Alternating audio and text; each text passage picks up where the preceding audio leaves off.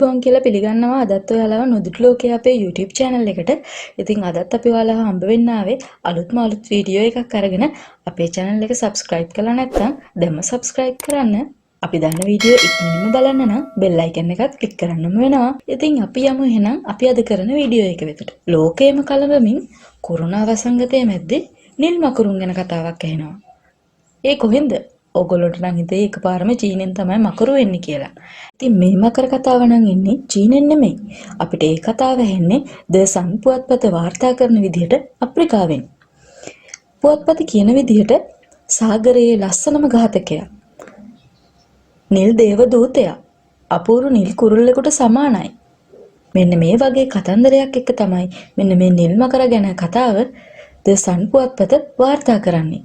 අපිත් ඉතින් හිතුවා ඒ වාර්තාවේ එන ආකාරයට පුංචි වීඩියෝ එකක් කළා කවුද මේ නිල් මකරු මොනවද මේ නිල් මකරු කරන්නේ කියන කතන්දරේ නොදුටු ලෝකයේ YouTube channel එකෙන් අපේ යාළුවන්ට කියලා දෙන්න. නිල් මකරා අග්නිදිග අප්‍රිකාවේ සහ ඕස්ට්‍රේලියාවේ ඇතැම් මුහුදු තීරයේ වාසය කරන ජෙලිෆිෂ් වර්ගයට අයත් මුහුදු ජීවියෙක් තමයි මේ නිල් මකරු කියන්නේ. බොහොම ශරීර වර්ණයෙන් ඉතාම අලංකාර, ශරීරයේ වර්ණ පදනම නිල් සහ රිදී වර්ණයෙන් යුක්ත මනා වර්ණ සංයෝජනකින් යුක්ත අපූර්වතම ජීවියෙක් තමයි මේ නිල් මකරු කියන්නේ. හරිම ලස්සනයි, බොහොම සුන්දරයි. මාංශල පාදයක් ඔස්සේ දිවිච්ච අතුරු පාදයන් රිදී වර්ණයෙන් සහ නිල් වර්ණයෙන් බොහොම ලස්සනට හැඩ වෙලා තිනවා. බැලූ බැල්මට අපූර්ව සත්වයෙක්. හැබැයි මේ සුන්දර සත්වයාගේ කතාව එච්චරම නම් සුන්දර වෙන්නේ නැහැ.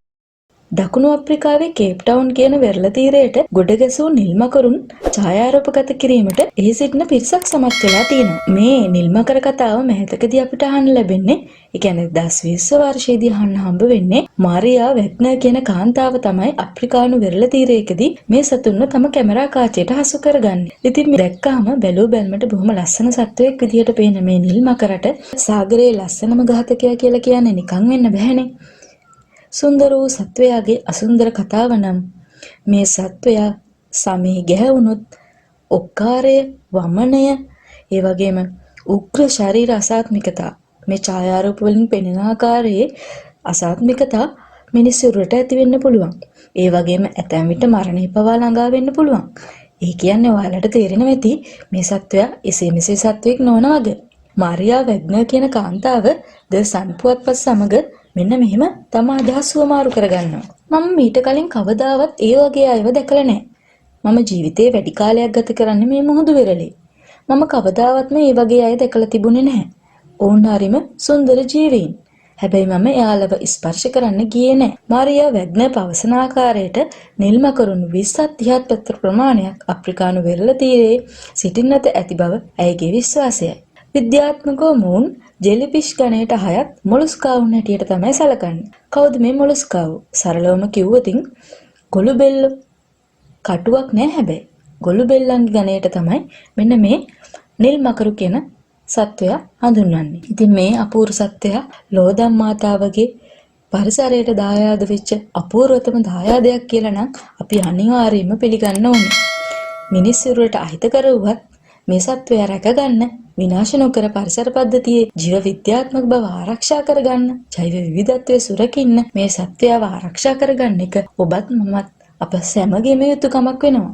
මේ නොදුටු ලෝකයේ අපේ YouTube channel එකෙන් ගෙනාපු පුංචි වීඩියෝ එක මෙතකින් නිමාවටපත් වෙනවා. මේ වීඩියෝ එකෙන් ඕගොල්ලෝ අලුත් දෙයක් ඉගෙන ගත්තා නම්, අලුත් යමක් දැනුමට එකතු කරගත්තා නම් පහලින් තියෙන කමෙන්ට් බොක්ස් එකෙන් කමෙන්ට් කරගෙන යන්න.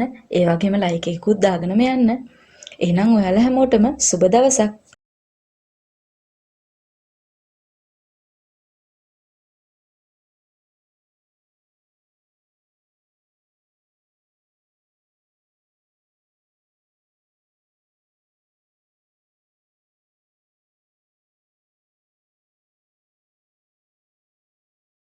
නොදුටු ලෝකය. ඉතින් මේ තියෙන අපේ YouTube channel එක අපේ වීඩියෝ එක හොඳයි නම් channel එක subscribe කරන්න, bell icon එක click කරන් යන්න. මතක ඇතුව ඔයාලගේ යාළුවන්ටත් බලන්න, share කරන්න.